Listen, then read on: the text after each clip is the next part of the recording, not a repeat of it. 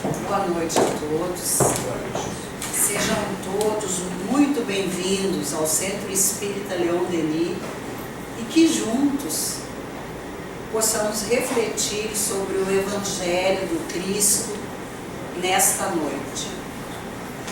Nós costumamos sempre buscar a saúde e hoje nós vamos fazer uma reflexão sobre o texto ante o médico divino. Então nós vamos abrir aqui o nosso arquivo. A saúde é uma coisa que nós buscamos e isso é ótimo, né? Que é preciso cuidar do nosso corpo e cuidar de nós espíritos, porque a doutrina dos espíritos nos ensina que nós não somos corpos, nós somos almas imortais habitando temporariamente um corpo físico e que antes de renascermos na vida física, já existíamos na dimensão espiritual. E quando terminar a vida na nossa casa física, no nosso corpo físico, continuaremos a existir na dimensão espiritual. Então a doutrina nos ensina que nossos mortos vivem onde eles estão. Na dimensão espiritual, no mundo espiritual, no mundo fora da matéria. E o mundo espiritual, ele não é um lugar à parte. O mundo espiritual é aqui. Só que numa dimensão fora da matéria. Não sei se eu me faço entender, não há uma separatividade. Tranquilo? Certo. Então, trouxe, meus amigos, para a nossa meditação do livro Evangelho por Emmanuel.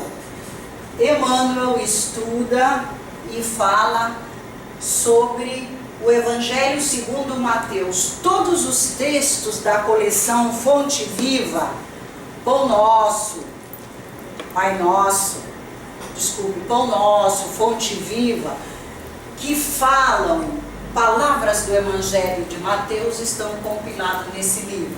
Então nós trouxemos para a noite de hoje um texto que está nessa obra nas páginas 319 e 320, cuja a titulação nos diz Ante o Divino Médico.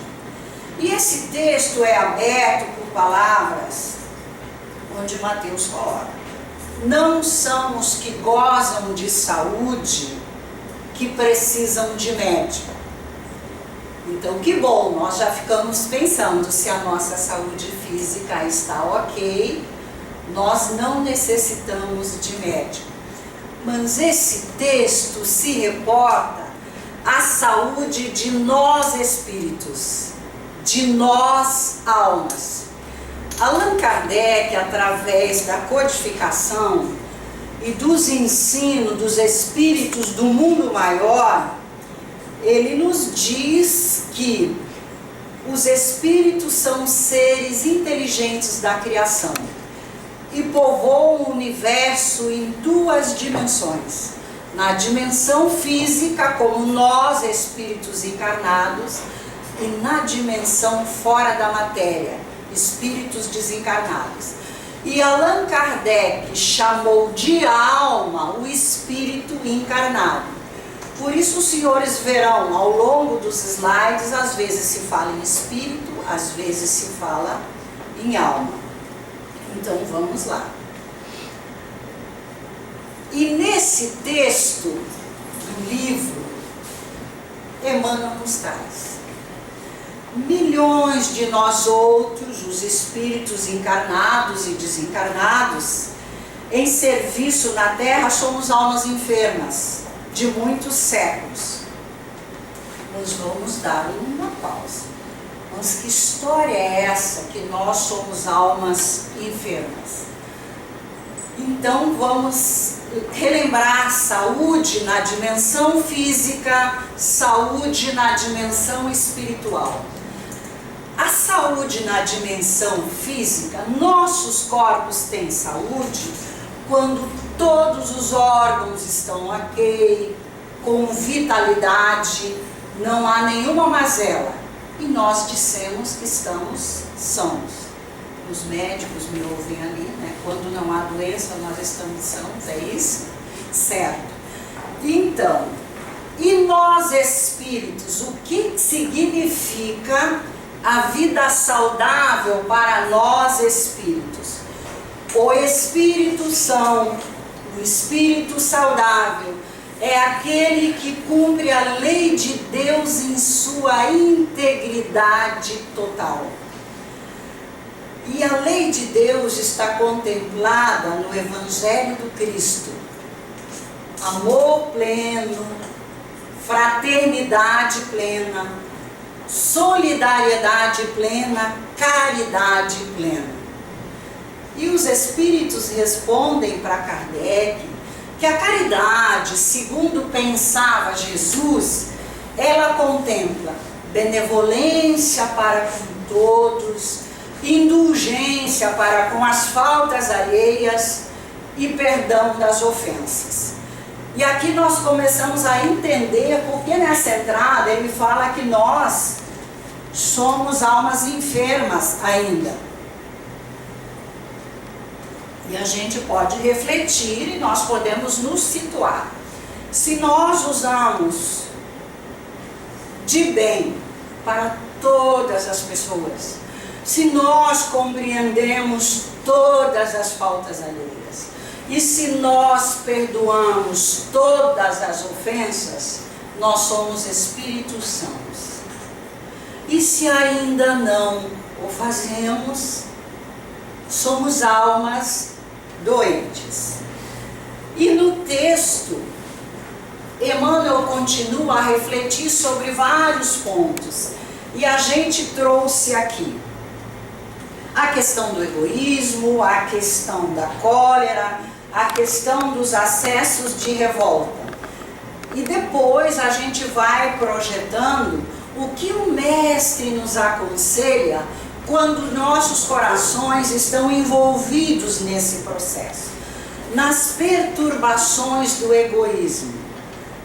Então, Joana de Ângeles, Espírito, nos orienta que o egoísmo pode ser definido como um processo que nós só pensamos em nós. Primeiro lugar nós, segundo lugar nós, terceiro lugar nós, e assim vai e vai. E o que o Mestre nos aconselha nas perturbações do egoísmo? Que a gente faça aos outros o que nós desejamos que os outros nos façam. Porque muitas vezes, em meio às nossas dores, em meio às nossas dificuldades, em meio aos nossos processos egoísticos, às vezes nós desequilibramos, às vezes nós atropelamos, às vezes nós não agimos com passividade em nossos corações. E o Mestre nos recomenda que nesse momento de turbulência, que a gente se olhe e busque fazer só aquelas coisas que nós desejaríamos que as pessoas fizessem para nós. E em O Livro dos Espíritos, questão 785, Allan Kardec questiona a espiritualidade no mundo maior, qual é o maior obstáculo ao progresso da humanidade. Os Espíritos respondem que é o orgulho e é o egoísmo. E mais adiante, Allan Kardec, dentro da sua sabedoria, dentro da sua perspicácia, ele ia perguntando para os espíritos, aprofundando essas perguntas. E na questão 913, ele volta a falar desse assunto. Dentre os vícios da alma, qual o mais radical? Os espíritos dizem, nós já te dizemos. o orgulho e o egoísmo. Então, nesses momentos, vamos evitar muitas mazelas, se mesmo em meio a essa situação difícil, nós pensarmos em outrem. Isso vai cuidar para que a gente não se exceda, cuidar para que a gente não magoe, cuidar para que a gente não ofenda. E a proposta do mestre: faze aos outros o que deseja que os outros te façam. E quando a gente está nas convulsões de cólera, qual é a recomendação de Jesus?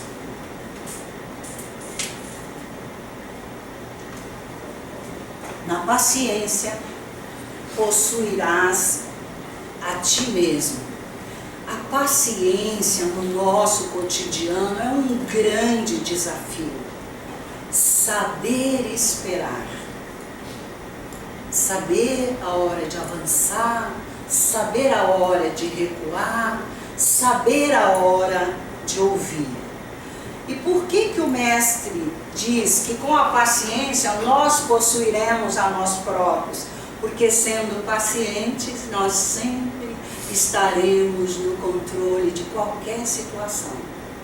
Seja ela de pequeno nível doloroso ou de grande nível doloroso. E ainda continua, nos acessos de revolta, muitas vezes em meio a dificuldades que atravessamos, nós nos questionamos: por que eu? Se tenho andado tão bem nesta vida, tenho procurado me aproximar do Evangelho e tenho lutado por vencer as limitações. A doutrina dos Espíritos nos ensina que esta não é a nossa única vida, que tivemos várias vidas sucessivas, é a lei da reencarnação. Renascer tantas vezes quanto for necessário para o nosso aprimoramento moral. O Evangelho nos fala que há males, que a origem é desta vida. E há outros que a origem transcende a vida presente. Então, a revolta ela vai dificultar sempre qualquer solução que nós estejamos buscando. E o que o mestre nos aconselha? Humilha-te e serás exaltado. O verbo é humildar-se. Ele não está relacionado à humilhação. O que é humildade? Segundo os espíritos superiores, é nós reconhecermos que existe um poder superior a nós, que existe um controle divino na vida que nós levamos. Que o contexto da sociedade humana, embora não tenhamos com ela laços de sangue, é o nosso contexto familiar daqueles que já falava Jesus. A nossa família universal. Então isso vai ajudar que a gente se pacifique. Nós temos dores, sim, necessidades, sim, buscamos a pacificação, buscamos o refrigério, sim. E no processo de humildade nós vamos reconhecer: o outro também tem dor, o outro também busca paz, o outro também quer amor. E isso vai fazer com que a gente se refrigere e se pacifique. E lá Emmanuel continua: na paranoia da vaidade. Nos dizem os espíritos superiores que a vaidade, a beleza, o poder são grandes riscos de nós irmos à derrocada como filhos do divino. Não há nada errado em ser belo. E não há nada errado em nos situarmos num contexto social onde nós temos poder. Vamos imaginar um líder com poder sobre grandes massas. Quando o Criador, isso nos diz o Evangelho de Jesus e nos diz a mensagem do mundo maior. André Luiz nos fala nos livros da coleção do mundo espiritual. Quando nós, na vida humana, temos ingerências sobre uma parcela muito grande de pessoas, é porque o Criador nos confiou a nossa guarda, esses irmãos nossos, para que dentro da liderança, seja profissional, seja voluntária, seja espírita, nós possamos promovê-los como filhos de Deus, ajudá-los. E quando nós estamos vaidosos, Emmanuel nos aconselha, lembrando a grande chamada de Jesus: deixai vir a minhas criancinhas, o que delas é o reino dos céus. E no texto Emmanuel nos coloca: não entrarás no reino do céu sem a simplicidade de uma criança. Esse reino do céu é o atingimento da perfeitude. Por que ele nos compara à criança? Porque a criança é simples, é pura de coração. Às vezes nossos filhos brigam nas brincadeiras e nós pais nos condoemos. E às vezes nós pais entramos em processo de inimizade e nossos filhos voltam a se abraçar, a brincar, porque não há ódio, não há armazenamento de rancores. E na paralisia de espírito por falsa virtude, o que Emmanuel está querendo nos dizer? Que nós, nesse ponto do texto, ele nos alerta que muitas vezes nós nos achamos virtuosos, mas essa virtude não é verdadeira. Então, o que ele diz? Se aspiras a ser o maior, sê no mundo o servo de todos. Ele está aqui fazendo um chamamento que o verdadeiro virtuoso vivencia o verbo doar-se e não o verbo ser servido. E o mestre dá o maior exemplo na cena do lava-pés, quando ele lava os pés do discípulo. E nos quistos mentais do ódio. Será que às vezes a gente tem esses quistos mentais do ódio? Às vezes as dificuldades se avolumam, as diferenças de pensar e de sentir, e nós podemos entrar nesses processos. E o mundo maior diz que é muito mais comum do que a gente imagina nesse estágio que a gente está. E quando nós estamos ali perturbados no ódio, o que Emmanuel nos traz? Ama os teus inimigos. No Evangelho segundo o Espiritismo, no capítulo que trata do amor aos inimigos, o texto diz que o coração nosso bate diferente quando se aproxima um amigo do que quando se aproxima um inimigo. E o inimigo aqui é aquele irmão nosso que não pensa como nós, que às vezes nos agride, que às vezes nos acusa, e a recíproca é verdadeira. Muitas vezes nós somos inimigos das pessoas. Nós as agredimos, a maltratamos, através de ofensas verbais e ofensas mentais, que são muito profundas e perigosas. Então, o que é amar aos inimigos?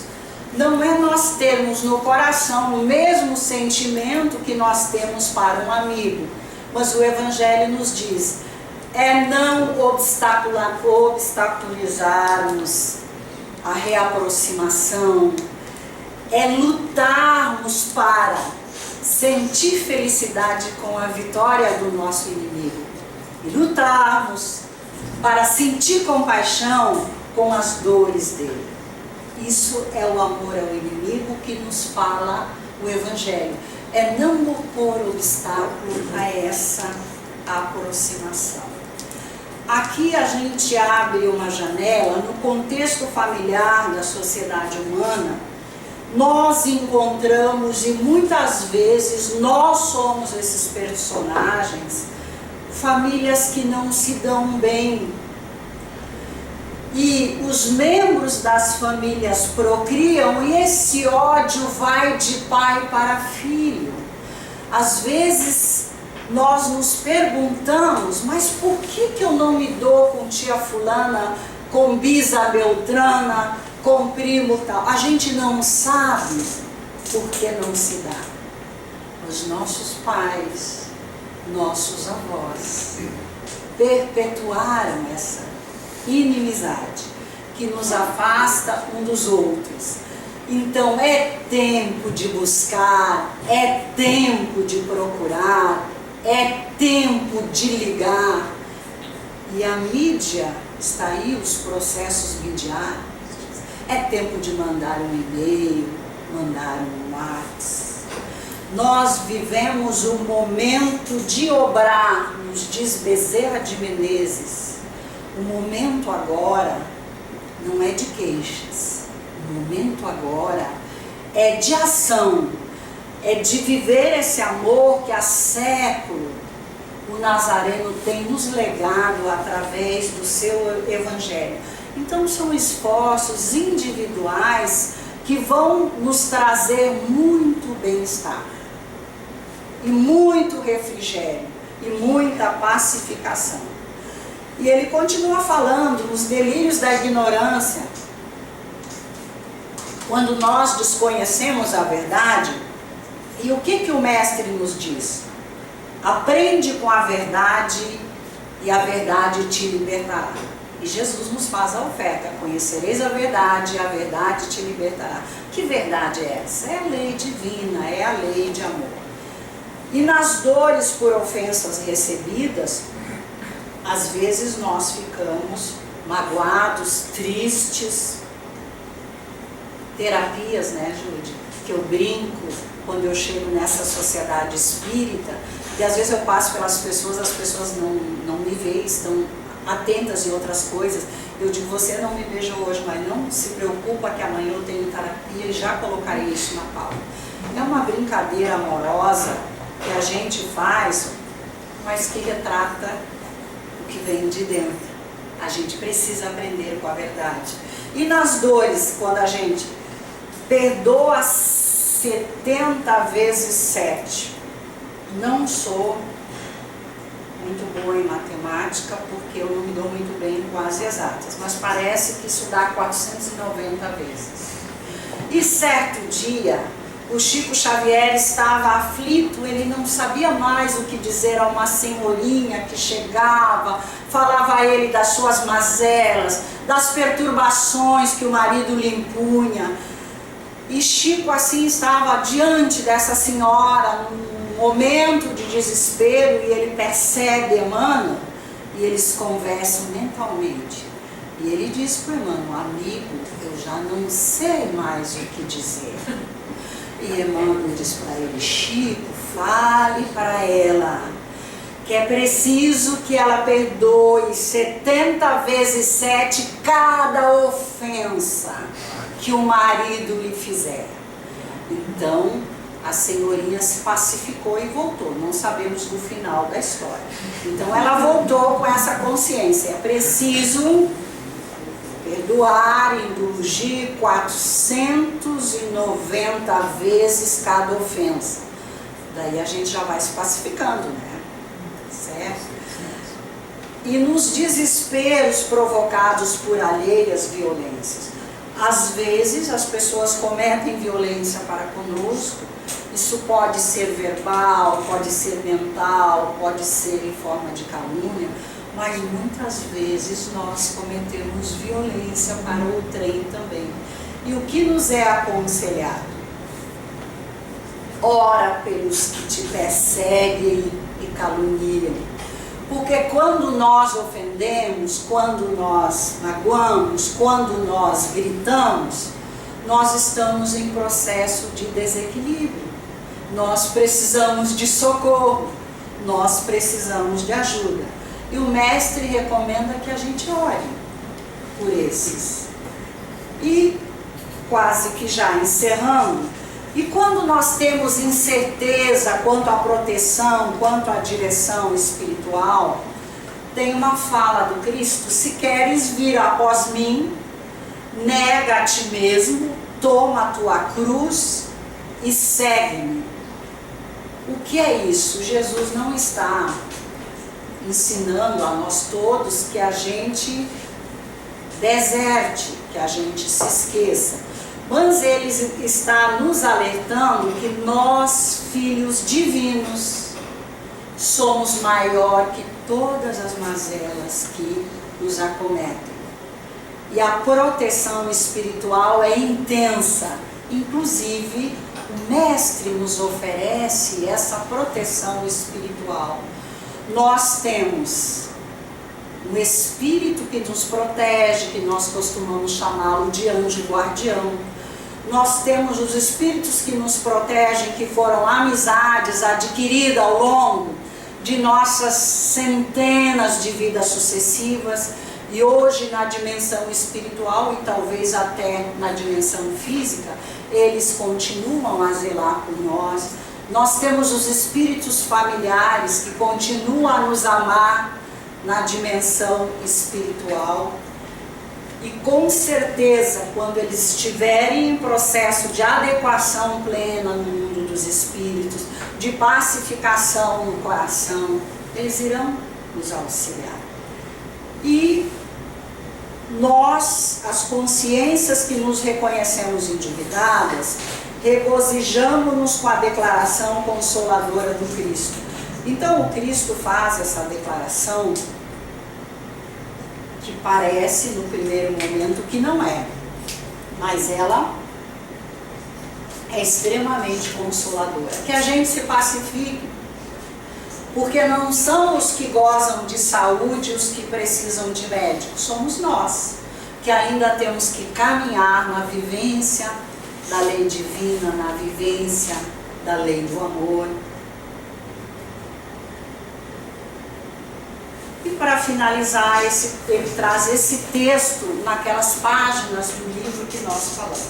Sim, somos espíritos enfermos, com ficha especificada nos gabinetes de tratamento, instalados nas esferas superiores, dos quais instrutores e benfeitores da vida maior nos acompanham, analisam ações e reações. Mas é preciso considerar que o facultativo, mesmo sendo o nosso Mestre Jesus, ele não pode salvar o doente e nem auxiliá-lo de todo se o doente persistir em fugir do remédio. Então, já vimos qual é o nosso tipo de doença, nessa busca pela perfeitude, pela vivência plena da lei divina. E é importante que a gente não fuja do remédio. Fugir do remédio é nos afastarmos de Deus. Tem uma solicitação de uma entidade espiritual que se comunicou numa reunião mediúnica da Grande Porto Alegre. Ela chegou em estado de muita dor, de muito sofrimento. E o dirigente, o dialogador com esse espírito que estavam reunidos na mesma pessoa, acolheu, falou com amorosidade, o grupo transmitiu sentimentos e ele saiu mais pacificado. E antes de ir embora, ele faz um pedido para o dirigente da reunião mediúnica daquela noite. Eu quero pedir uma coisa para o senhor.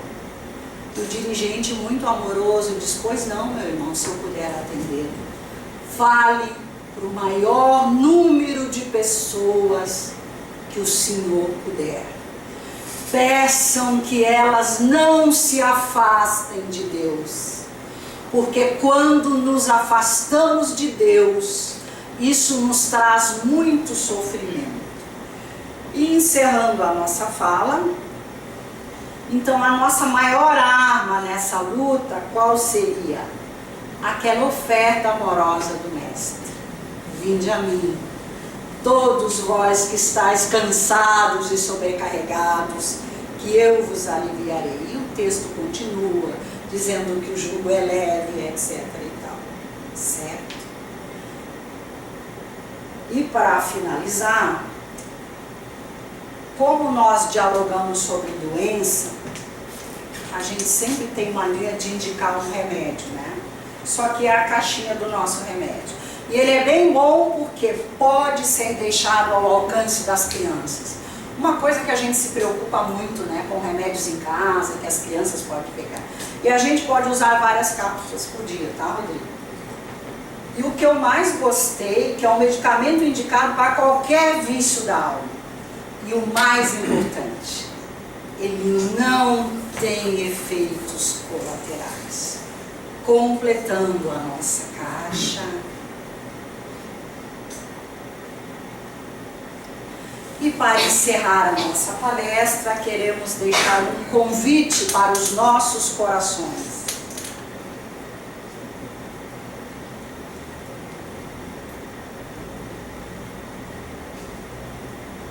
Muita paz, muito obrigado pela atenção.